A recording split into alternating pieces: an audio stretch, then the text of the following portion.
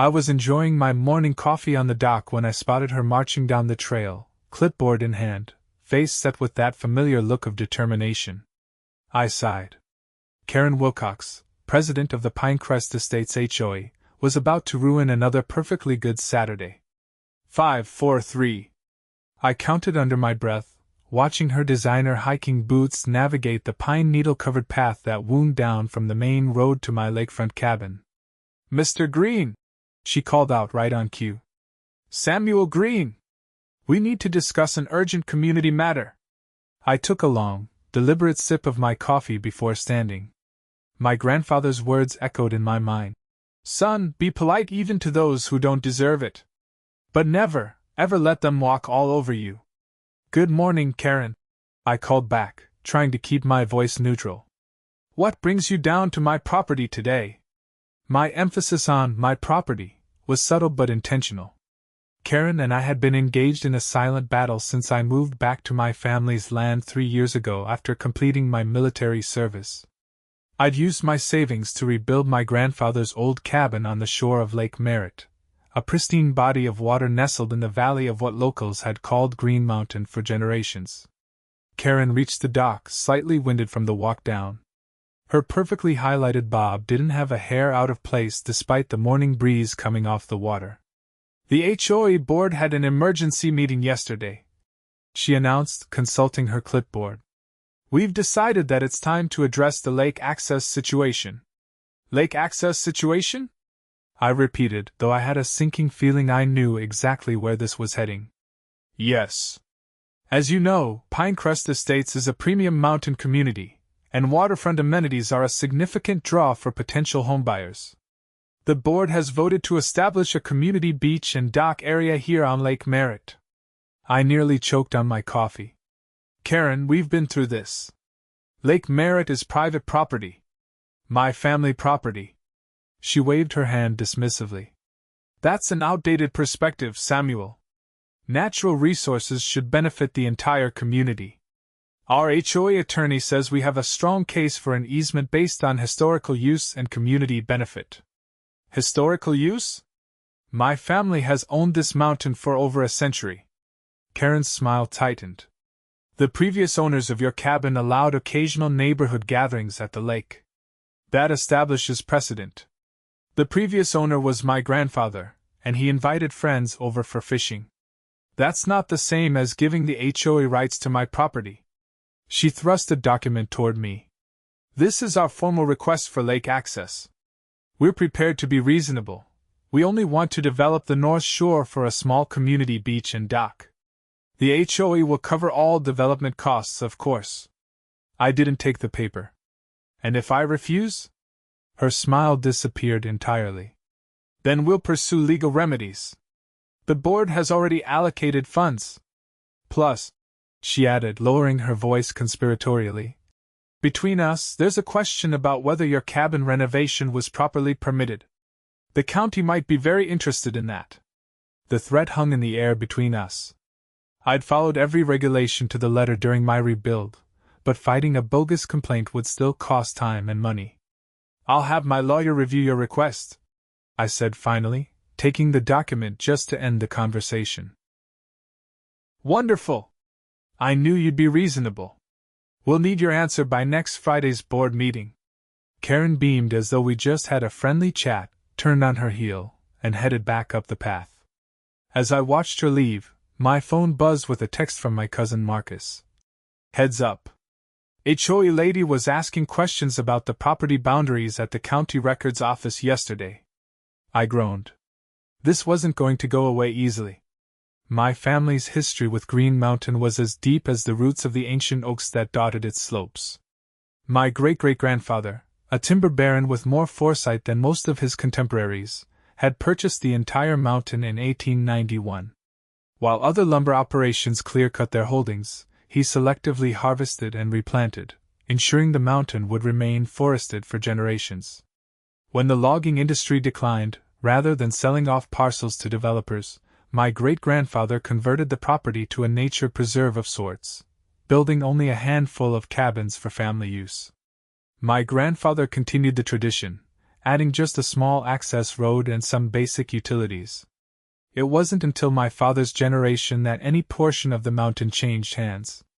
Dad, facing financial troubles after the recession, reluctantly sold 20 acres on the northeastern slope to a developer. That parcel became Pinecrest Estates, 15 luxury homes with million-dollar views, surrounded by pristine forests they didn't own. I'd been deployed when the development went in. By the time I returned, the HOA was established and already causing problems, primarily for my elderly Aunt Maggie, whose cabin was closest to the development. After reviewing Karen's formal request, I called Maggie to warn her about the HOA's latest scheme. "Oh, I've already had a visit," Maggie said, her voice crackling through the phone. "That Wilcox woman showed up with some young man in a suit, talking about community access trails through my property to reach the western ridgeline. Said they want to put in a sunset viewing platform. That would be right above my place," I said, alarmed. "What did you tell them?" "I told them they'd have to speak to you since you're managing the family holdings now." Maggie paused. "Sam, I don't like how they're approaching this, dividing and conquering, trying to get different permissions from different family members." "Me neither. I'm going to call a family meeting. And I think it's time I had a chat with Mitchell Parker." Mitchell was the county's longest-serving commissioner and an old friend of my grandfather's. 2 days later, I drove into town to meet Mitchell at Rosie's Diner, a local institution that still served the best apple pie in 3 counties. Mitchell was already in a booth when I arrived, his white hair and weathered face making him look every bit the mountain sage he was. He stood to shake my hand. "Sam Green. You're looking fit. Military life agreed with you. Thanks for meeting me, Mitchell. I wish it was just to catch up." The older man nodded knowingly as we sat. "Heard you've got HOA troubles." "Not surprised. That Wilcox woman has been a thorn in the side of half the county commission since she moved here." After ordering coffee, I laid out the situation. Mitchell listened attentively, occasionally making notes on a small pad. "So now they want the lake and trails across family property," I concluded. "And Karen hinted at making trouble with the county over my cabin permits if I don't play ball." Mitchell's eyebrows shot up. "Did she now? That's interesting, considering she's had her own permit issues. That infinity pool of hers required variances that were, let's say, controversial." "I'm not looking to start a war," I said, "but I need to protect what's been in my family for generations." "Understandable." Mitchell tapped his pen against his notepad. "First thing you should know is that your property rights are solid. The Green family deeds are clear as mountain spring water. Even if your grandfather did let neighbors swim occasionally, that doesn't establish any legal right of access." "That's a relief. But," Mitchell continued, "these HOA types can be persistent. They've got money for lawyers and time for nuisance lawsuits. My advice? Get ahead of this. Have your family boundaries professionally resurveyed. Make sure your permits are bulletproof. And maybe most importantly, make it clear to the entire community what's at stake." "What do you mean?" "The Greens have been good stewards of that mountain for over a century. Most folks around here respect that. But newcomers like the Pinecrest crowd might not understand the history or the principles your family has stood for. Maybe it's time to remind them." By the time I left Rosie's, I had a plan forming. But first, I needed to rally the family. The Green family meeting took place at Uncle Robert's cabin, the largest of our properties, with a sprawling deck overlooking the valley. All the current Green Mountain property owners were there, and Maggie, Uncle Robert, my cousins Marcus and Ellie, and me. "They're getting bolder," Marcus said after I'd explained the situation. As a real estate attorney in the nearest city, his insights were particularly valuable. "This isn't just about lake access or hiking trails. They're testing boundaries, looking for weakness." "Exactly," I agreed. "And they're trying to divide us by approaching different family members separately." Aunt Maggie, still spry at 82, leaned forward in her chair. "Your grandfather would never have sold that parcel if he'd known what trouble they'd cause. He believed in living in harmony with the mountain, not exploiting it for property values." Uncle Robert, who'd been quiet until now, cleared his throat. I've had my own run-in with them. Their landscaping committee sent me a letter complaining that my trees were obstructing community views. My trees on my property! They have no jurisdiction over any of our properties, Marcus confirmed. The sale agreement with the developer was crystal clear about that. But they seem to be operating under the assumption that might makes right, or at least money makes right. Ellie, who worked as an environmental consultant, had been reviewing the documents I'd brought. This beach development plan they've drawn up would destroy the wetland habitat on the North Shore. It's one of the few remaining pristine mountain lake ecosystems in the region. We spent the next few hours discussing strategy. By the end of the meeting, we had a unified approach. Marcus would handle the legal aspects, ensuring our boundaries and rights were unassailable. Ellie would document the environmental significance of the areas the HOA wanted to develop. Uncle Robert would reach out to longtime community members for support. Aunt Maggie would compile our family's historical stewardship records. And I would be the point person dealing directly with the HOA. Be careful with Karen, Aunt Maggie warned as the meeting broke up. That woman reminds me of a copperhead, all pretty colors until she strikes. I was about to find out just how apt that comparison was. The next day, I was splitting firewood behind my cabin when a black SUV pulled up in my driveway. Karen stepped out, but this time she wasn't alone. A tall man in an expensive suit emerged from the passenger side, carrying a leather portfolio. "Samuel!" Karen called out with false cheer. "I hope we're not interrupting. This is Andrew Vaughn, the HOA's attorney. We thought we might discuss our proposal in more detail." I leaned my axe carefully against the chopping block and wiped my hands on my jeans before approaching them. "I told you I'd have my response by Friday. Nothing's changed." Karen's smile didn't waver. "Actually, something has changed.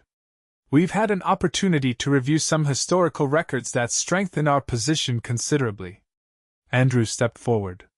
"Mr. Green, I've examined county plats dating back to the 1940s. They suggest there was once a public access point to Lake Merritt that was never formally abandoned." "That's simply not true," I said, feeling my temper rise. "This has been private property since my great-great-grandfather purchased it. Any historical records would confirm that. Perhaps we could discuss this inside?" Karen suggested, glancing meaningfully at my cabin. I had the distinct impression she was looking for an opportunity to snoop. "I think we're fine right here. If you have documentation to share, I'm happy to pass it along to my attorney." Andrew opened his portfolio and extracted a map. "This 1943 county survey indicates a public access easement along this route." He pointed to a dotted line that supposedly ran from the county road to the lake shore. I studied the map carefully. Something wasn't right. "This doesn't match any survey I've ever seen of our property." "Where did you get this?" "County Records Office," Karen said quickly. "It's all completely official." I took out my phone and snapped several pictures of the map. "I'll need to verify this. The family has complete surveys going back to the original purchase." "Of course," Andrew said smoothly. "We're just trying to resolve this amicably. The HOA is prepared to offer compensation for establishing a limited access corridor and beach area. And as a sign of good faith," Karen added, "I've taken the liberty of having some preliminary design concepts drawn up." She produced a glossy folder from her oversized handbag. "These show how tastefully we could develop a community recreation area while preserving the natural beauty of the lake." I reluctantly accepted the folder. Inside were architectural renderings of a rustic beach pavilion, dock, and boathouse that looked about as rustic as a luxury hotel. The proposed development would clear nearly an acre of pristine shoreline. "This would completely alter the ecosystem of the North Shore," I said. "Not to mention violate about a dozen environmental protections." Karen waved off my concerns. "Our environmental consultant says the impact would be minimal, and the community benefit would be substantial. Think of the children, Samuel, who currently have nowhere to swim in the summer heat. There's a community pool in the center of your development," I pointed out. It's not the same as a natural lake experience, Karen insisted. Plus, lakefront access would increase all Pinecrest property values by 15 to 20%. And there it was, the real motivation. I'll review these materials with my family and our attorney, I said, trying to end the conversation. You'll have our formal response by Friday, as agreed. Karen's smile tightened. Just remember, Samuel, the HOA board is united on this issue. We have resources and determination. It would be so much better for everyone if you cooperated. After they left, I immediately called Marcus and sent him the photos of the suspicious map. This is concerning, he said after examining them. That doesn't look like any official county document I've ever seen. The formatting is off, and that easement crosses what I know was designated wetland even back in the 40s. No county would have approved a public access through protected wetlands. So you think it's fraudulent? I think you need to visit the county records office yourself and check the original. And Sam? Document everything from now on. Every interaction, every threat, every piece of paper they give you. I don't like where this is heading. Neither did I. The county records office was housed in a brick building that had served as the courthouse until the 1970s. Inside, the air smelled of old paper and dust, despite the modern computer terminals that had been added in recent years. Melissa Parnell, the county records clerk, greeted me with a warm smile. We'd gone to high school together, though she'd been a year behind me. Sam Green! Haven't seen you since you moved back to the mountain. What brings you to my domain of dust and documents? I explained my mission, showing her the photos of the map Karen and her lawyer had presented. Melissa frowned as she studied them. This doesn't look right. The seal is in the wrong position, and we don't use that kind of dotted line notation for easements. She looked up at me. When did you say they claimed to have gotten this from our office? Yesterday or the day before, presumably. Let me check the visitor log. She consulted a binder on her desk. We did have a Karen Wilcox sign in 2 days ago. She requested access to historical plats for Green Mountain. But this doesn't match anything in our official records that I'm aware of. Can we check the actual records from that period to be certain? Of course. Melissa led me to a climate-controlled room where the older records were stored. The 1940 surveys would be in these cabinets here. We spent the next hour carefully examining every plat, survey, and property record related to Green Mountain from the 1930s through the 1950s. There was absolutely no indication of any public access easement to Lake Merritt. This confirms what I suspected, I told Melissa. They presented a fraudulent document to try to pressure my family into granting lake access. Melissa looked troubled. That's a serious accusation, Sam. And potentially a crime if they're trying to use falsified government documents to claim property rights. Can I get certified copies of the actual records to prove there was never any such easement? Absolutely. I can have those ready for you by tomorrow. And Sam? She hesitated. You might want to speak with Sheriff Daniels about this. Presenting forged government documents is fraud. I nodded, thanking her for the advice. On my way out, I made copies of Karen's sign-in to the records office and the list of documents she'd requested.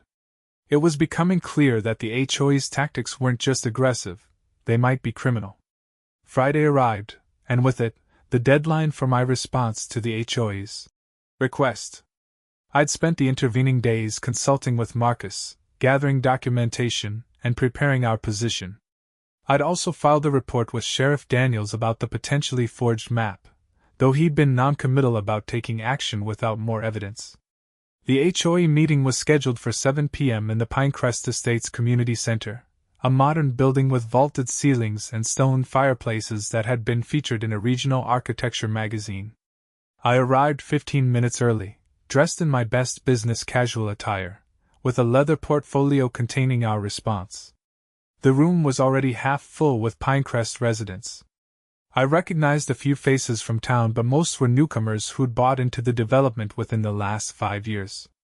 Karen was at the front of the room, arranging papers at a long table where the other board members would sit.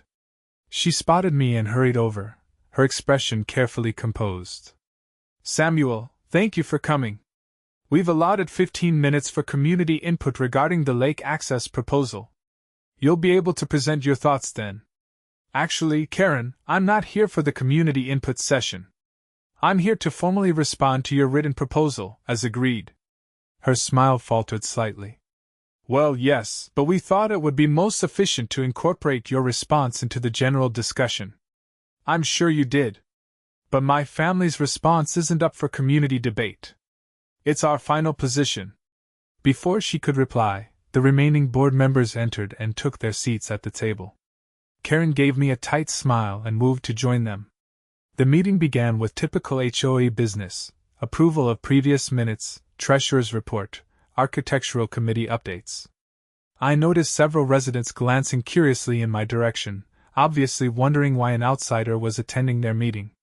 Finally, Karen reached the agenda item labeled Community Recreation Expansion.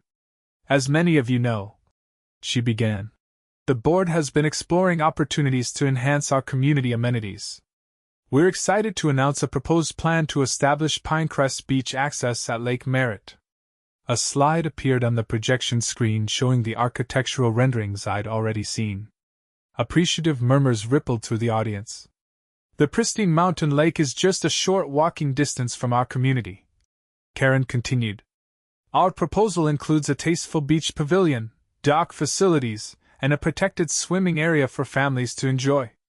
She clicked to the next slide, which showed a map of Green Mountain with Pinecrest Estates highlighted and a proposed access path leading to the lake.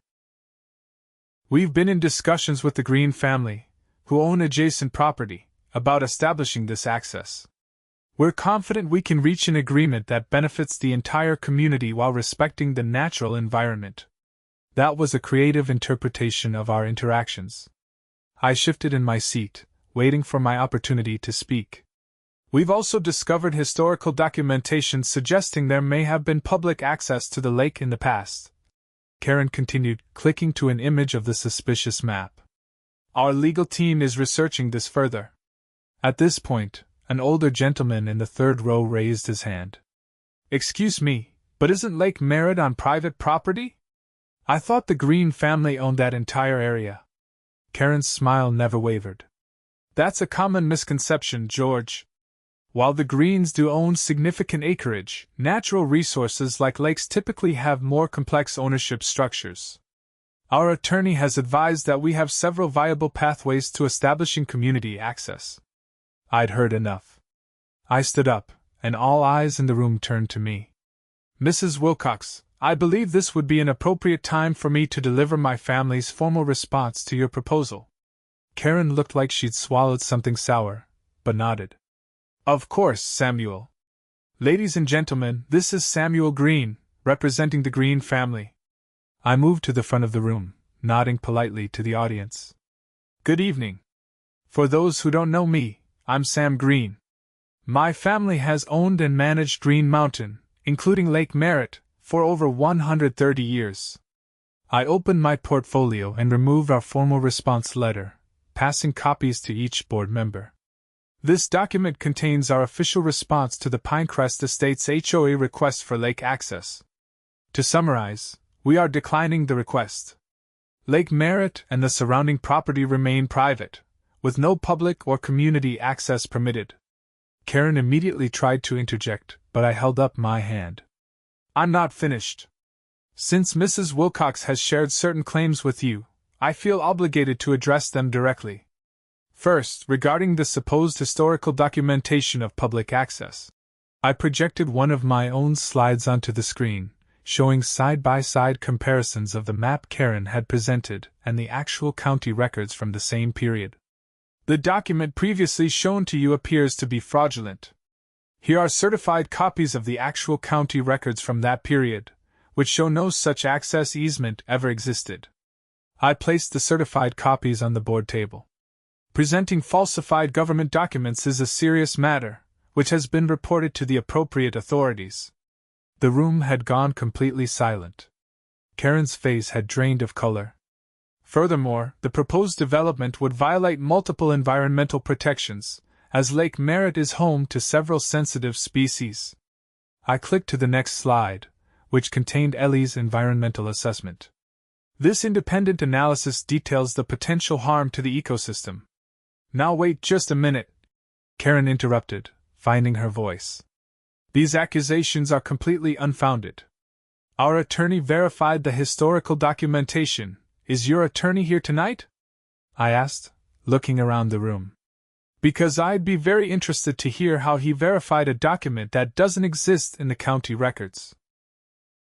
One of the other board members, a serious-looking man with glasses, leaned over to whisper something to Karen.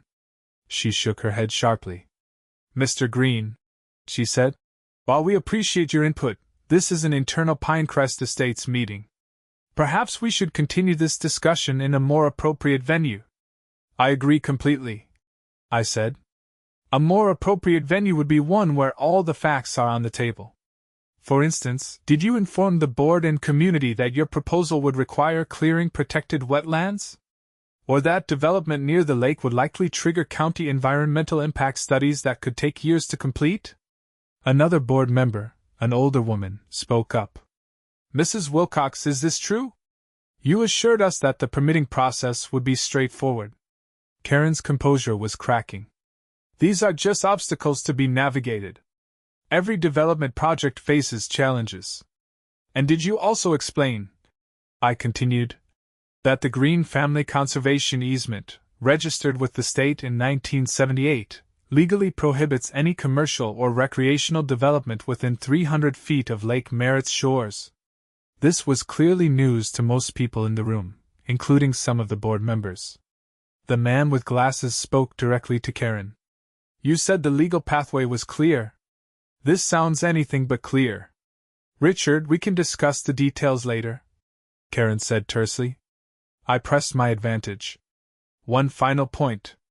Mrs. Wilcox suggested that lake access would increase Pinecrest's property values by 15 to 20%. That's an interesting claim, particularly since your own HOA bylaws stipulate that the HOA president cannot benefit financially from board decisions. Now the room erupted in murmurs. What's he talking about? Someone called out.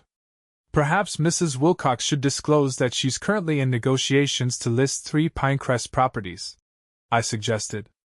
As a real estate agent, she would stand to earn significant commissions on homes whose values had been artificially inflated by promised lake access that my family has never agreed to and will never permit. Karen shot to her feet. That's enough. This meeting is adjourned. The president can't unilaterally adjourn a meeting. The older woman board member objected. We haven't voted. Then I move we table this discussion until our attorney can be present, Karen snapped. Richard adjusted his glasses. I second that, but I also move that we suspend any further action on the lake access proposal pending a full review of the documentation and claims presented tonight. Seconded, said the older woman immediately. Karen looked like she might explode, but parliamentary procedure had her cornered. The motion carried unanimously among the remaining board members. As the meeting broke up, several Pinecrest residents approached me with questions. Many seemed genuinely surprised by the revelations, particularly about the environmental issues. A few apologized for the HOA's aggressive approach. I was answering a question about the mountain's history when I noticed Sheriff Daniels entering the community center, accompanied by a deputy. They headed straight for Karen, who was huddled with Richard near the board table. I excused myself and moved closer, not wanting to miss what was happening. Mrs. Wilcox, the sheriff was saying, I need to ask you some questions about a document you recently presented to Mr. Green here, purporting to be an official county record from 1943. Karen's face flushed. This is hardly the time or place, Sheriff. I'll have my attorney contact you tomorrow. That's your right, Sheriff Daniels said calmly. But I should inform you that we've obtained a search warrant for your home and office. We have reason to believe evidence related to document forgery may be located there. This is outrageous, Karen sputtered. You can't seriously believe I would forge government documents. The county records clerk has provided a sworn statement that the document you presented doesn't exist in official records, despite your claim to have obtained it from the county office. We also have evidence that you accessed historical documents and scanning equipment that could have been used to create the forgery. Richard had backed away from Karen and was watching with a stunned expression. Additionally, the sheriff continued, we've received information that you may have attempted to alter property boundary markers on Green family land. That's criminal trespass and potentially fraud. This was news to me, and I made a mental note to check all our property boundaries immediately. I want my lawyer, Karen said, her voice shaking with either rage or fear. It was hard to tell which. Of course. Deputy Haynes will accompany you to make that call, and then we'll proceed with executing the warrant. As the deputy escorted Karen from the community center, the remaining residents watched in shocked silence. Sheriff Daniels turned to me. Sorry about the dramatic entrance, Sam. After you filed that report, we started looking into a few things. Turns out Mrs. Wilcox has a history of cutting corners with property documentation in her real estate business. Nothing this blatant before, but enough to establish a pattern. I appreciate you taking it seriously, I told him. Green Mountain has been part of this county's identity for generations, the sheriff said. Your family has always done right by the land and the community. Folks like her. He nodded toward the door Karen had exited through. They move in thinking they can buy anything they want. Some things aren't for sale. The aftermath of the HOA meeting unfolded over the following weeks. Karen's home and office searches yielded damning evidence, not just of the forged easement document, but of other questionable real estate practices. She was charged with multiple counts of forgery, fraud, and attempted property theft. Perhaps most shocking to the Pinecrest community was the discovery that Karen had been embezzling from the HOA funds for over 2 years, disguising the theft as consulting fees paid to shell companies she controlled. All told, she'd stolen nearly $180,000 from her neighbors. The remaining HOA board members, led by Richard, approached me about mending fences. We agreed to meet at my cabin for coffee one Saturday morning. We want to formally apologize, Richard said, handing me an official letter. Karen was acting well beyond her authority, and certainly without the informed consent of the board or residents. I appreciate that, I said, accepting the letter. I never believed the entire community was behind her tactics. Most of us bought homes here because we love the mountain, added Janet, the older woman from the board. We had no idea about the environmental issues or the conservation easement. Had we known, we would never have supported the beach proposal. The easement was my grandfather's doing, I explained. He wanted to ensure the mountain would be protected even if future generations weren't as committed to conservation. A wise man. Richard nodded. We've been discussing a different approach within the HOA. Rather than trying to develop access to the lake, we'd like to explore ways Pinecrest could support the mountain's conservation. Perhaps a joint stewardship initiative? That caught me by surprise. I'd be open to discussing that. Many of our residents have expertise that could be valuable. We have biologists, environmental engineers, educators. They'd love to help document and protect the mountain's ecosystems. By the time they left, we'd sketched out a preliminary plan for a Green Mountain Conservation Partnership that would allow supervised educational access to certain areas while supporting the ongoing stewardship of the mountain. A year later, I stood on my dock watching a group of Pinecrest children carefully collecting water samples under Ellie's guidance. The Conservation Partnership had evolved into a successful community science program, with residents helping monitor the mountain's health while gaining a deeper appreciation for its unique ecology. Karen Wilcox was serving 18 months in state prison after pleading guilty to multiple charges. Her real estate license had been revoked, and she was ordered to pay full restitution to the HOA. The new Pinecrest board, with Richard as president, had rewritten their bylaws to focus on genuine community building rather than property value manipulation. They'd even revised their architectural guidelines to better protect the natural viewshed and reduce light pollution. "Uncle Sam!" called a young voice. I turned to see Richard's daughter holding up a jar. We found salamander eggs. Careful with those, I called back with a smile. They'll grow up to help keep the mountain healthy. As I watched the children's excitement over their discovery, I thought about my grandfather. He'd understood that ownership of a place like Green Mountain wasn't really about possession, it was about responsibility. The mountain had been here long before my family arrived, and it would be here long after we were gone. Our job was to protect it in the meantime. Looking out over the pristine waters of Lake Merritt, with the forested slopes of Green Mountain rising on all sides, I felt a profound sense of gratitude. The mountain remained whole, the lake unspoiled, and now a new generation was learning to value both not as amenities to be exploited, but as treasures to be preserved. Some things, indeed, were not for sale,